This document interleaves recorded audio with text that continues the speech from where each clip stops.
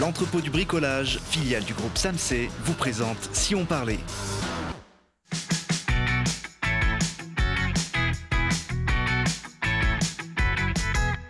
Allez, bonjour à tous, bienvenue dans Si on parlait, l'émission qui vous donne la parole chaque jour pour savoir ce qui se passe près de chez nous. Et aujourd'hui, si on parlait de l'école hôtelière Lesdiguières qui dévoile ses coulisses au cinéma, de la descente des alpages qui se prépare à envahir les rues de la ville et des budgets participatifs qui ont rendu leur verdict. Et pour parler de ces sujets, j'ai à mes côtés Chris Moiroux, le président de la descente des alpages. Bonjour. Bonjour Thibault. À côté de vous, Christian Laval, le président des ambassadeurs des Alpes. Bonjour. Bonjour Thibault. Je me suis mis aux couleurs de votre événement, le petit bandana vert et puis la tenue blanche de rigueur. La descente des alpages, c'est un événement cher également à Bernard Mur-Raveau. Bonjour Bernard. Bonjour. Maître fromager qui arbore ses liserés bleu, blanc, rouge. Non pas de champion de France, mais de meilleur ouvrier de France, c'est à peu près pareil. Hein. Meilleur ouvrier de France et champion du monde. Et champion du monde également. Et des alentours. Et de la rue de Strasbourg. Important, merci d'être avec nous. Et puis, dernier invité de cette émission un petit peu particulière, puisqu'elle va tourner autour de la gastronomie et puis de la descente des alpages qui a lieu ce samedi, c'est Eddy Fournat. Bonjour. Bonjour Thibault. Vous êtes le directeur de l'hôtel Lesdiguières, qui fait partie de l'école hôtelière grenobloise, qui forme des jeunes au métier de l'hôtellerie et de la restauration depuis plus d'un siècle. C'est des secteurs qui se portent bien, il n'y a pas de crise de l'emploi. Non, c'est des secteurs qu'on le vend en poupe. Certaines branches d'activité ont plus le vent en poupe que d'autres. D'autres sont parfois en difficulté, comme les services de salle en restaurant, qui n'ont pas de bonne presse en ce moment, mais voilà, on s'attelle à la tâche tous les jours pour revaloriser et apporter tout ce qu'il faut pour que ces métiers soient redynamisés dans le bon sens. Vous formez combien de jeunes chaque année Alors, l'école intègre 850 élèves par année scolaire et on en sort à peu près 350 par année. Alors, la vitrine de cette école, c'est l'hôtel Lesdiguières, qui est l'un des rares en France à être géré entièrement par des élèves. Très connu des Grenoblois par son architecture. Au bout du cours Jean Jaurès, on le voit là. Ça, ouais. C'est un véritable hôtel. Hein. C'est un véritable hôtel, 3 étoiles, 24 chambres, qui fonctionne effectivement, comme vous l'avez rappelé, avec uniquement des élèves au quotidien, des enseignants. C'est le cœur fondateur de l'école, qui est né en 1917. Il a fêté son centenaire, cette école, en 2017, donc. Et à côté, il y a quand même 2 entités pédagogiques qui sont le lycée Beaumarchais pour la filière technologique et le lycée du Clos d'Or pour la filière professionnelle. Combien d'élèves sont nécessaires pour faire tourner cet hôtel? Il y a les chambres, il y a le service en salle, il y a les cuisines également, les repas. Donc au quotidien, ça représente à peu près entre 35 et 40 élèves par jour. Tous y passent ou vous sélectionnez quand même, on va dire, les meilleurs pour pouvoir... Ah non, pas forcément les meilleurs. On accepte tout le monde et tout le monde a le droit à y travailler. Et effectivement, les élèves se succèdent tout au long de l'année. Donc les clients, par contre, eux, sont des vrais clients. Ah oui, c'est des vrais clients, oui. C'est des vrais clients. Ouais. Ils arrivent en connaissance de cause ou certains ne sont pas forcément au courant que c'est un hôtel-école? Pour les Grenoblois, ils sont habitués, ils connaissent les lieux. Après, parfois, on a des rencontres hasardeuses au cours de la vie, comme le réalisateur Jacques Deschamps, qui a tourné un film avec nous il y a 2 ans en arrière, qui est arrivé chez nous par hasard. Ouais, qui est venu manger, qui a découvert un peu le concept de cet hôtel. Et bon, ceci dit, il n'y a pas meilleure école que d'être confronté directement à la pratique. À la réalité, oui, c'est ça. C'est un métier où on ne fait pas qu'apprendre la technique, il y a aussi le savoir-être. On se lève tôt, on doit bien présenter quand on travaille dans l'hôtellerie, la restauration. Oui, il y a ce qu'on appelle les savoirs, les savoir-faire et surtout le savoir-être, des savoirs comportementaux face aux clients. On n'a pas droit à l'erreur et on doit être exemplaire du matin au soir. Comment elle aborde ces contraintes, la nouvelle génération? Elle les aborde avec difficulté. Avec difficulté parce qu'un téléphone portable, on n'a pas compris qu'il fallait le poser face aux clients. On n'a pas compris forcément qu'il fallait se raser le matin pour aller en classe, etc. Porter une cravate comme je la porte moi tous les jours. Voilà, toutes ces petites contraintes sont difficiles pour eux. Mais on y arrive. Aujourd'hui, moi, je porte le bandana, mais c'est un hommage à la descente des alpages. Puis se lever tôt, ça fait partie aussi de ces métiers. C'est pas toujours le plus simple à faire quand on est jeune. Regardez cette séquence. Là, ce matin, j'ai une personne qui arrive à 7h. Après, j'ai 7h05, 7h10, 7h08, 7h20, 7h10, 7h10. Ça veut dire que je ne peux pas compter sur vous, sur un hôtel qui est complet. Ce matin, au petit déjeuner, il y avait du monde. Et vous n'étiez pas là. Vous n'étiez pas prêts. Ça veut dire que je ne peux pas vous donner les compétences parce qu'il y a déjà des clients qui sont au petit déjeuner. C'est pas normal. Vous devez être à 7h dans la salle de restaurant. Donc là, ça passe aujourd'hui. La prochaine fois, c'est le chef des travaux qui vous expliquera à quelle heure il faut se lever, comment on se prépare et à quelle heure on prend son transport pour être à 7h présent au restaurant. C'est le métier qui rentre. Ça, c'est une vraie difficulté. Le chef de travaux, c'est moi en réalité. Donc, Oui, mais je peux... Voilà. Quand Eddie prend la parole, en général, ça... Voilà, c'est ça. Donc c'est moi, ils viennent me voir dans mon bureau et ils s'expliquent et ils m'expliquent pourquoi ils sont arrivés en retard, pourquoi ils sont pas rasés, pourquoi ils n'ont pas la bonne tenue. Voilà, c'est le quotidien. Vous étiez studieux, Bernard, quand vous étiez jeune, vous arriviez à l'heure dans vos Je suis apprentissages? toujours arrivé à l'heure, j'arrivais même en avance. Parce que déjà être à l'heure, c'est déjà être en retard. Mais je ne suis pas allé beaucoup à l'école, donc j'étais souvent en avance au boulot. Bon, fromager, c'est un métier où il faut se lever tôt. Ah, c'est tous les matins à 5 heures. Tous les matins à 5 heures, la mise en place, les commandes, les réceptions, les restaurateurs. On a une clientèle qui arrive vers 6 heures du matin, les restaurateurs, les gendarmes, les postiers, les infirmiers. Donc c'est vrai qu'on commence tôt. Une grosse plage horaire aussi, comédie. Alors la séquence qu'on vient de voir, elle est tirée justement de ce film que vous évoquiez, Eddie, réalisé par Jacques Deschamps, Petit Maître du Grand Hôtel, un film qui est sorti au cinéma il y a quelques jours et qui est consacré aux coulisses de l'hôtel Lesdiguières. Je vous propose de regarder la bande-annonce.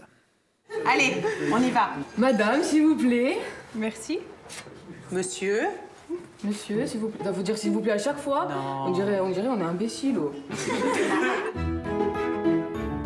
Ayez en tête que l'hôtel Lesdiguières a été créé par des élèves et que c'est donc vous qui allez continuer à faire en sorte que cette renommée persiste.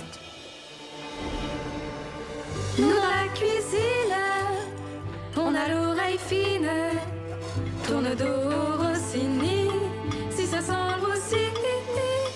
Donc on est dans l'hôtel très haut de gamme, grand luxe, 5 étoiles ou palace. Chambre 301, 302, 303. Faut renettoyer le sol. L'assiette à pain, elle n'a pas été vérifiée, hein, elle est dégoûtante. C'est trop fatigant. Allez, on dit oui, chef. Levé, coupé, dressé, Tranché, passé, fourré. grillé, poêlé, flambé.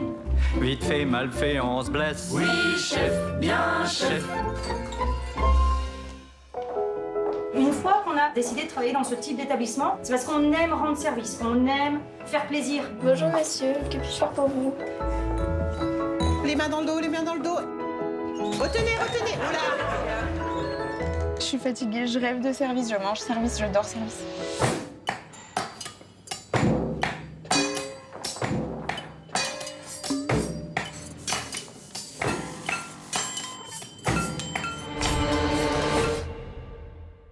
Alors là, si je finis cuisinière, ça va. Tu sais, c'est ce que j'allais dire. De toute façon, on va finir en cuisine à la poissonnerie toutes les deux. On va rien comprendre. Mais tu sais que j'ai bien aimé le poisson. Dans les salles depuis le 25 septembre, on peut encore le voir à Grenoble, notamment au cinéma. Le club, vous l'avez vu là autour de cette table, Chris Bien sûr, c'était un moment délicieux. C'est surprenant parce que c'est un film, on l'a vu sur cette bande-annonce, à la fois documentaire mais aussi comédie musicale. Ouais, c'est un film documentaire, ça c'est une certitude. Après, sous forme de comédie musicale, parce que le réalisateur a souhaité chorégraphier en fait l'ensemble de ce qu'il a observé auprès des élèves. Et il s'est dit que ça serait plus réaliste et plus vendeur en fait, tout simplement, pour faire passer un message. Le lieu l'avait inspiré, il est venu par hasard, comme vous le disiez, déjeuner. C'est ça, il a séjourné chez nous à l'hôtel et il a été agréablement surpris par ce qu'il a observé auprès des élèves et il s'est dit, je vais en faire un petit bout de film, je vais faire un petit reportage. Les élèves se sont prêtés facilement au jeu, notamment non, pas aussi facilement musicale, c'est pas évident. Non, pas aussi qu'on peut le voir à l'image. Ça a duré 1 an, 6-7 mois de préparation, 8 semaines de tournage. Ils ont pris des cours de chant, des cours de chorégraphie, ils ont travaillé avec des slammers, des rappeurs, pour arriver à faire accepter la caméra aux jeunes. C'est pas facile. Quand on a 16 ou 17 ans, on se retrouve en face d'une caméra en se disant « vous allez vous retrouver à l'écran et à la télé ». C'est pas facile. Et puis de chanter en plus, il faut chanter juste.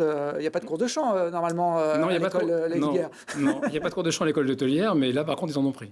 Bon, et je crois que vous avez chanté aussi, vous Eddie. Oui, c'est ça exactement. Ouais. Alors, moi j'ai pas la séquence, mais comment il est Eddie quand il chante, Chris? C'est un très bon professeur de cuisine, mais aussi un chanteur pas assez connu. Tout ça pour dire que j'ai pas loupé ma carrière de chanteur. Un ténor. Un vrai ténor. Non, je pense pas, non. Bon. Mais je me suis prêté au jeu, comme tout le monde. En tout cas, c'est vrai que ce mélange documentaire et comédie musicale est très original. Je vous propose pour le plaisir de se refaire un petit tour en cuisine avec l'un des tubes de ce documentaire. Salmi, rôti, hachis. Radis, céleri, persil, sauté, magret, filet, pané, salé, poivré. Oui, chef, bien chef. Levé, coupé, dressé, tranché, passé, fourré. Grillé, poêlé, flambé. Peser, verser, goûter. Oui, chef, bien, chef. Ça marche, ça court, on stresse. La 4, la 12, on se presse. La 3, la 11, on dresse. Vite fait, mal fait, on se blesse. Oui, chef, bien, chef. Bon, il y a de l'ambiance en tout cas dans votre école. Il y a une très belle ambiance. Voilà, ça s'appelle Les Petits Maîtres du Grand Hôtel, à découvrir au cinéma, le club notamment à Grenoble. Et puis j'imagine qu'après, on pourra y accéder peut-être par d'autres moyens, DVD. Ouais, les DVD sont disponibles début janvier 2020 et ils passent à la télé puisque le groupe France Télévisions a acquis les droits du film après. Bon, alors là, l'hôtel Lady Guerre va avoir une renommée nationale, Exactement. si ce n'est internationale, ce qu'il a déjà d'ailleurs par le fait des grands noms qui sont passés dans ses formations. Est-ce qu'il y aura une chorale et que la chorale de Lady Guerre sera invitée à la descente des alpages, Chris, ce samedi? Alors, la chorale, non, mais les jeunes de l'école hôtelière, sous la conduite d'Eddy, vont nous aider à réaliser toute l'animation gastronomique de la descente des alpages, parce que c'est un des piliers, bien sûr, avec les vaches, de la descente des alpages. Alors, ce ne sera pas la comédie musicale, vous, sur le volet musical, mais plutôt le corps des Alpes qui sera de sortie. Voilà, c'est sûr que c'est un moment presque religieux qui, maintenant, ouvre la descente des alpages. Et je crois que c'est un moment fort où l'émotion gagne tous les gens présents. Alors, c'est la 9e édition, ce samedi. C'est devenu un des temps forts de l'automne sur l'agglomération grenobloise. Et pourtant, au départ, c'est parti d'une boutade entre vous deux, Bernard et Chris. Hein. Un malentendu. Un malentendu, c'est souvent comme ça. Un samedi matin, une vache qui déboule devant le magasin, deux barrières qui s'installent et les gens arrivent devant la rue de Strasbourg. Et ça a été l'effervescence. Et Chris, à un moment donné, a dit il va falloir boucher la rue, il y a trop de monde. Et puis on a mis une barrière en travers. Monsieur le maire n'a rien dit et on a compris qu'il était là, il se prenait au jeu. Donc ça fait 9 ans que ça dure, 9 ans de soleil, 9 ans de bonheur. Bon, parce que votre fromagerie s'appelle Les Alpages, rue de Strasbourg. Et Chris trouvait que, avec un nom comme ça, il fallait qu'il y ait des vaches. Et vous avez exécuté ça de façon assez magistrale. Hein. Exactement. On avait un fromager exceptionnel, des produits hors du commun. Il nous manquait les vaches. Eh bien, le pari, c'était de les faire descendre et de les faire redescendre. Et c'est vrai que c'est la 9e édition avec toujours la même passion et le même bonheur de voir les Grenoblois qui attendent ce rendez-vous de l'automne. Et si vous avez changé un petit peu la recette chaque année, l'ingrédient de base, il est là. Ce sont ces vaches de différentes races qui passent une partie de l'été dans nos alpages, dans nos montagnes autour de Grenoble. Voilà, je le dis toujours, c'est l'âme de cette journée. C'est 4 races de vaches alpines, les Érins, les Tarines, les Abondances et les Villardes, qui, parées de leurs plus beaux atours, viennent un petit peu saluer les Grenoblois avant de regagner leurs étables, après avoir passé tout l'été dans les alpages, respirer l'air pur des montagnes, brouter une herbe verte, grasse, des belles fleurs. Elles arrivent à la rencontre des Grenoblois. Elles se risquent même dans le tram ou dans certains commerces.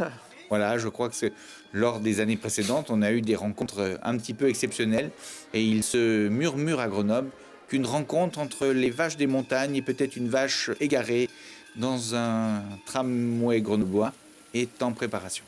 D'accord, donc il faudra être vigilant. Ce samedi, le défilé dans les rues de Grenoble, c'est en fin de matinée en général. Hein. Voilà, c'est traditionnellement entre 11h et 13h. C'est un moment formidable où, bien sûr, on peut parcourir les rues et places de Grenoble avec tous les gens qui veulent nous accompagner. Les vaches, bien sûr, sont là, décorées avec leurs éleveurs, mais tous les Grenoblois peuvent nous accompagner. Des joueurs du FCG ont l'habitude de nous rejoindre aussi, des hockeyeurs, des brûleurs de loups. Ça devient maintenant presque un moment festif et de convivialité. On a vu d'ailleurs un joueur du FCG en train de dédicacer une des cornes sur la dernière image. Alors, c'est le folklore, c'est aussi la tradition de nos massifs. Ces vaches, vous les faites passer à l'église en fin de journée. Alors là, c'est un temps important, la bénédiction qu'on a mis en place. Voilà. L'idée, c'est simplement comme dans les villages du bord de mer, dans les villages de montagne où on réalise la bénédiction des guides. Et bien là, c'est de partager un moment un petit peu de communion en souhaitant simplement la prospérité des troupeaux, des chefs, de nos familles et de tous les gens qui nous accompagnent. Et puis la traite des vaches qui vient clore un petit peu la journée, ça aussi à l'ancienne. Je ne sais pas si ça se fait encore comme ça dans les montagnes. Alors c'est vrai que la traite mécanique a remplacé un peu la traite manuelle, mais on essaie encore de la montrer aux Grenoblois, aux petits Grenoblois, qui auront le plaisir de déguster un verre de lait bourru à l'issue de cette traite vers 17h. Bernard, il a un goût particulier, le lait de vache qui sort comme ça du pied. C'est pas celui qu'on boit. Déjà, il est chaud, Oui. il est chaud, il est gras, il est rond, il est long en bouche. C'est vraiment, les enfants ils ont envie de dire à leurs parents, mais pourquoi je bois pas ce lait tous les matins?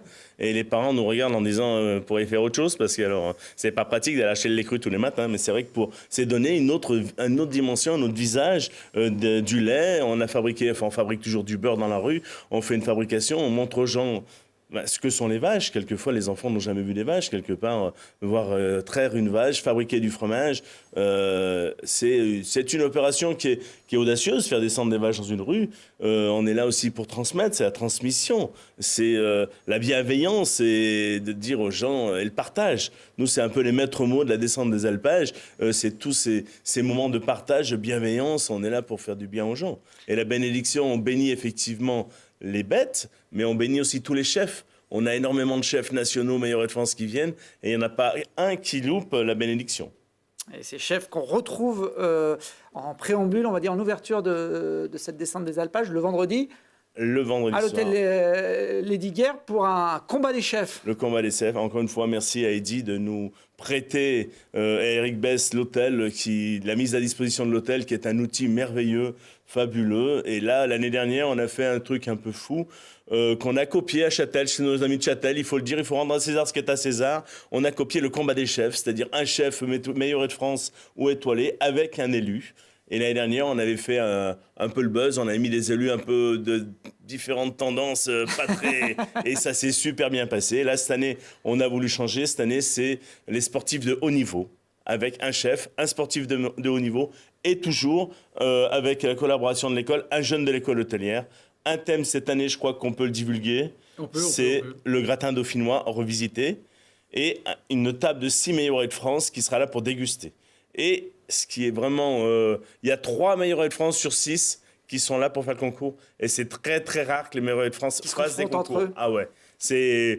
J'y vois pas souvent. Et là, j'en ai 3, ça me fait des frissons, qui sont là et ils m'appellent. On a le chef du Quai d'Orsay. En ce moment, notre ministre doit manger du gratin dauphinois, je vous garantis, parce que et tous les jours, il est dingue avec ses patates, la race des pommes de terre, comment la cuisson, le temps de cuisson. C'est magique.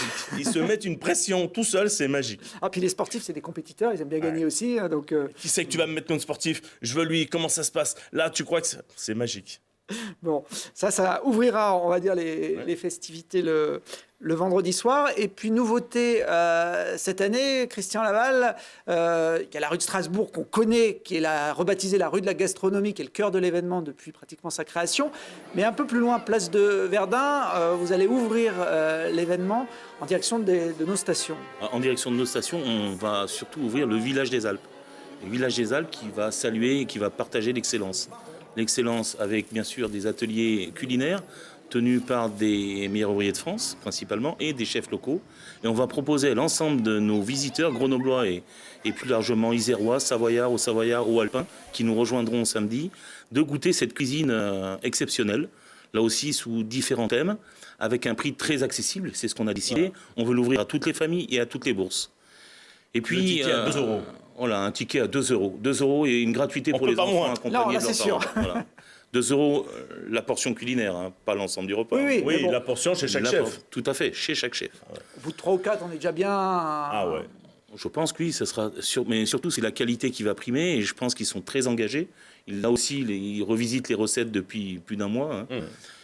On a donc voulu cette collégialité, ce partage. Et puis, au tout départ, moi, je voudrais déjà remercier l'engagement de mes collègues et dire qu'on a créé le club des ambassadeurs pour permettre de soutenir cette action, cet engagement, ce sacerdoce de Bernard, de Chris et d'autres aussi qui œuvrent à la descente des alpages, avec quelque chose qui est un positionnement un peu plus RSE, hein, la responsabilité sociétale des entreprises. Et je pense que les entreprises du bassin grenoblois, mais de plus loin également, se devaient d'accompagner ce mouvement. Donc on s'est réunis tous ensemble et on a dit, ben voilà, il nous faut trouver une baseline un petit peu sur ce qu'on veut être, ce qu'on veut faire. Et tout naturellement, on s'est dit, voilà, Grenoble au cœur des Alpes de France. En fin de compte, notre action, c'est de fédérer, l'action des ambassadeurs, de fédérer tous les talents français, du sillon alpin, de l'arc alpin, pour replacer Grenoble au barycentre. Alors ça fonctionne. Hein, et ça fonctionne puisque sur le village des Alpes, bien sûr, toutes les stations de l'Isère seront présentes, tous les domaines skiables de l'Isère sont présents, mais également la Haute-Savoie, les Hautes-Alpes. Dans les partenaires des ambassadeurs, on retrouve des Savoyards, des Hauts-Savoyards, des Isérois, même une entreprise venant de Montauban, et demain une entreprise suisse qui devrait venir compléter la liste déjà assez nombreuse des ambassadeurs. On atteint, ambassadeurs et partenaires, presque une centaine d'entités aujourd'hui qui soutiennent cette action. Et ça ne fait que commencer puisque le club est tout récent. Le club a 20 mois d'existence seulement. 20 mois, on ne va pas dire que c'est une réussite, c'est très encourageant et surtout tout le monde participe à l'effort. C'est ça qui est important. Alors ce savoir-faire alpin qui est né donc il y a une dizaine d'années, pas très loin de la fromagerie de Bernard, il s'exporte aujourd'hui assez loin dans le désert des Émirats arabes, Chris. C'est vrai. Donc, comme l'a dit Bernard, en fait, nous, on veut simplement que tradition rime avec passion, transmission et rayonnement aussi. Rayonnement, ça peut être rayonnement, comme l'a dit Christian, dans d'autres départements, mais ça peut être aussi très loin d'ici, jusqu'aux Émirats arabes unis, où, grâce à Laurent Rigaud, on a pu rejoindre l'organisation d'un événement qui est un petit peu comme la descente des alpages, mais dans un environnement très différent, et qui assure la promotion des Alpes de France. Il était naturel que Bernard, que Kédi, que des entreprises aussi nous accompagnent pour essayer un petit peu de montrer là-bas ce que les Alpes ont de meilleur, c'est-à-dire la gastronomie, les stations, les entreprises, avec l'espoir bien sûr que on puisse pour certains aller faire des affaires, aller se former aux Émirats, mais aussi avec l'espérance que les expatriés, les Émiratis, en échange, viennent aussi découvrir nos beaux territoires, parce que finalement, à l'heure du réchauffement climatique, la climatisation naturelle des Alpes de France est certainement une belle solution. C'est vrai. Alors cet événement s'appelle le Alpfest, qui donc permet de faire rayonner la culture alpine là-bas dans les Émirats arabes. Ça sera à la fin du mois. Vous y êtes allé plusieurs fois en tant qu'ambassadeur, Bernard. Vous avez même essayé de faire du beurre aux jeunes enfants là-bas. On n'a pas essayé. Vous avez réussi, on les voit là très attentifs en train de vous on a eu des conseils. écoles françaises, des fois il y avait jusqu'à 100 élèves qui étaient là et il n'y en avait pas un mot plus haut que l'autre et on leur a appris à faire du beurre avec des barattes de nos grands-parents et aujourd'hui, toutes les années, le devoir c'est d'aller dans les écoles pour former les enfants. On a revu des enfants cet été, j'ai recroisé un petit en Corse qui m'a dit, la maman m'a dit tous les soirs maintenant mon fils fait le beurre. Pour moi, c'est magique. Pour nous, c'est magique. Et effectivement, Chris va revenir sur les Émirats. Je crois qu'il y a un grand projet avec l'école hôtelière qui est en marche, qui est parti. Et je crois que c'est un des plus beaux projets qu'un chef des travaux, un homme comme Chris et moi-même, on a envie d'effectuer. Vous aimeriez créer une école là-bas dans les Émirats arabes? Grâce à ce réseau, à cette relation que nous avons pu mettre en place avec Laurent Rigaud, c'est sûr qu'on a cette année deux projets un petit peu complémentaires. Celui d'aider à la création d'un lycée hôtelier français aux Émirats arabes unis pour former la main-d'œuvre locale, mais aussi pour aider des jeunes Français à aller se former à l'étranger. Et puis aussi d'essayer de faire la même chose, la même promotion dans un pays voisin, au Koweït, et c'est pour ça qu'on aura une petite extension à Koweït City cette année, avant peut-être demain l'Arabie Saoudite ou le Qatar. Bon, voilà les fameuses barattes qui ont voyagé entre Dubaï et Grenoble, mais elles fonctionnent. Alors il n'y a pas de lait, mais s'il y en avait et que j'avais un peu le temps, je vous ferai du bon beurre bien de chez nous. Avec du lait, ça va être compliqué, on va mettre de la crème, c'est mieux. C'est vrai, moi, je ne suis pas un spécialiste, Bernard. Mais c'est vrai qu'avec de la crème, c'est mieux. Ça ira plus vite. 17 minutes. 17 minutes, on prend un. Ouais. Bon. Dernier point commun entre Dubaï, les Émirats arabes unis et puis notre territoire, c'est le ski. Ça peut paraître étonnant, mais il y a également du ski là-bas. Christian, vous êtes bien placé pour le savoir, vous qui évoluez dans ce milieu des remontées mécaniques chez Poma. On évolue, mais là, le télésiège que vous voyez est un télésiège de marque Poma. Donc c'est un Grenoblois, c'est un télésiège grenoblois. C'est nous qui l'avons construit. On a, il y a quelques années en arrière, fait un télésiège et un téléski. dans le ski dome de Dubaï. C'est le plus grand au monde, 400 mètres de long, 85 mètres de haut. On peut même y faire des compétitions. Là, on a vu Sébastien Amiez, ancien champion olympique, qui était, on va dire, ouvreur de luxe l'an dernier. Ouvreur de luxe, oui, il en faut un. Il en faut un qui sache skier quand même dans le vent. Non, je pense qu'il y a un lien qui est important aussi, et il faut le souligner, avec nos territoires de montagne et la France. Et Chris parlait tout à l'heure de cette capacité qu'on a à être un pays un peu régénérant, un petit peu face à l'augmentation un peu des températures. Le lien aussi, il est que chaque année, l'Alfès accueille une station. L'année dernière, c'était Châtel. L'année d'avant, les Trois-Vallées. Cette année, c'est l'Alpe d'Huez. L'Alpe d'Huez est l'invité d'honneur de l'Alfès cette année. Voilà. C'est vraiment un domaine, un territoire de montagne ô combien cher à nos cœurs en Isère, quoi. La grande station de Loisan qui sera donc à l'honneur à Dubaï. Le domaine skiable de l'Alpe d'Huez est quand même un peu plus grand que celui du dôme de Dubaï. Oui, mais l'engagement est le même. Bon, merci en tout cas. Rendez-vous ce samedi dans les rues de Grenoble à partir du matin et pratiquement jusqu'au soir. On va terminer rapidement avec les budgets participatifs.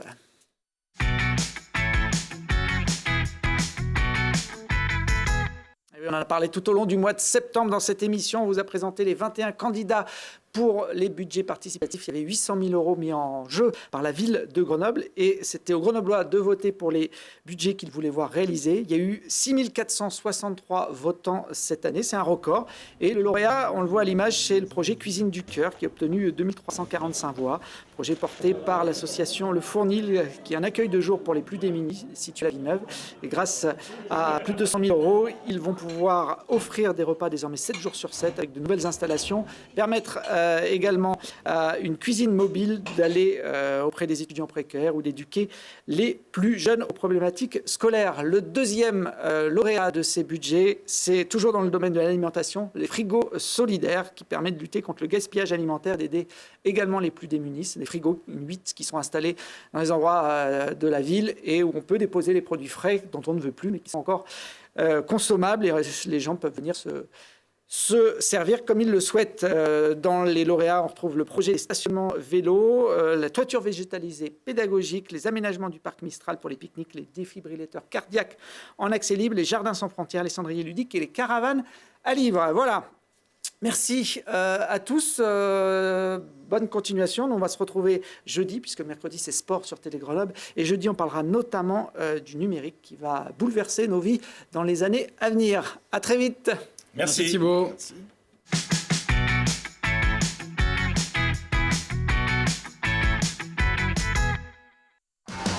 L'entrepôt du bricolage, filiale du groupe Samsé, vous